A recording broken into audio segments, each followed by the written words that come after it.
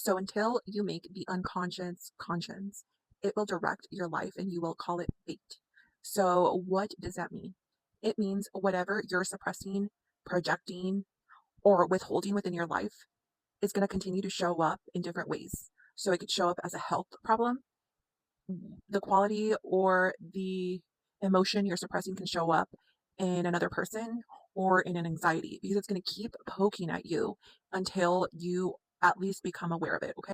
So, what can that look like?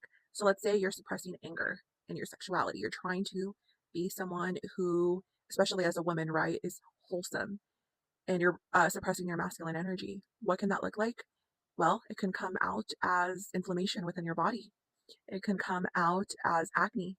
It can come out as cysts, things like that, if we're looking at it from a health perspective. Now, I'm not always super holistic, but it's going to come out in one way or another, or it can come out in the people that you choose to date. You could date people who express or the anger energy, I should say, very strongly, and date people who are aggressive, who challenge you constantly, and who bring conflict into your life constantly until. So, how do you become aware of the things that are in your unconscious? Okay. Well, first of all, if you pay attention, sometimes people, your friends, people that you trust, hopefully you have a circle within your life, are going to bring up issues to you more than one time in your life. And you have to, start thinking about it, maybe checking yourself on things that have been mentioned to you multiple times, okay? About the people that you date, about certain behaviors you can portray. Now, if you need an extra little boost or an extra tool, this is where astrology is so amazing.